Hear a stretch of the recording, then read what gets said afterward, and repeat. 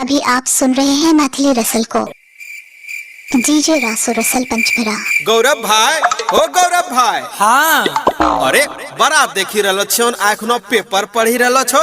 अरे भैया खबर देखै छो को कहनो छपलो छे, बवाल मचा देने छे सगरे। से की भेले हो? अरे वे आजकल जे होय छे छौड़ा छौड़ी कांड। आ हेरो बा, अच्छा तंटा सुनाब हो त। हाँ हो, ले हले सुनो ने। डीजे रासो रसल पंचभरा। अभी आप सुन रहे हैं मैथिली रसल को। सिंगिंग बाय गौरव ठाकुर। छप गेली छै सगरे अखबार में, होय रहल चर्चा ये करे सरकार में।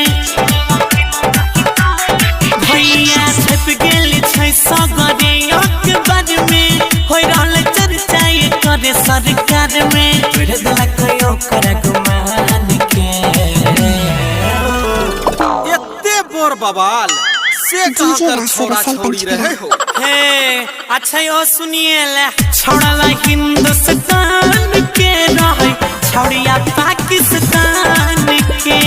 छोड़ला हिंदुस्तान के रहे, छोड़िया पाकिस्तान के।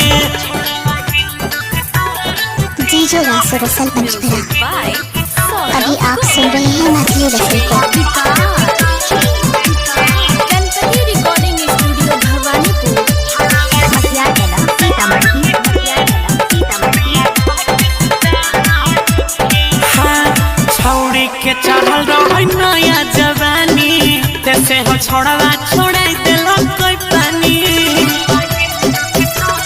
भैया छौड़ी के चढ़ल रहे नया जवानी, तैसे हो छोड़वा छोड़ाई देलो कोई पानी। कुछ बुझल नहीं ओकर समान के। भारत के छोड़ा सब पंगा लेते त यहाँ सब न होता है। ठीक कर लके। तेन कहलियो भैया। छोड़वा हिंदुस्तान के रहे, छोड़िया पाकिस्तान के। छोड़वा हिंदुस्तान के रहे, छोड़िया पाकिस्तान के। Music by Saurabh Govil. DJ Raso Rasal पंचभरा। Mix by अभी आप सुन रहे हैं मैथिली रसल को। मटियागला, सीतामढ़ी।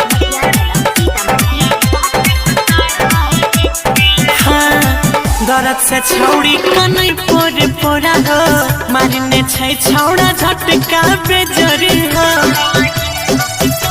कि कहिया दरद से छौड़ी कनै पोरे पोरा हो, मारने छै छौड़ा झटका बेजरी हो। सुनु से पंगाले लग जानी के।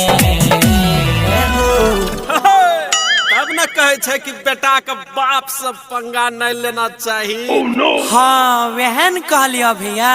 गुड्डू गुडेस हिंदुस्तान के रहे, छौड़िया पाकिस्तान के। छौड़ा हिंदुस्तान के रहे, छौड़िया पाकिस्तान के। और इसी के साथ आज के ताजा समाचार समाप्त। डीजे रासो रसल पंचभरा।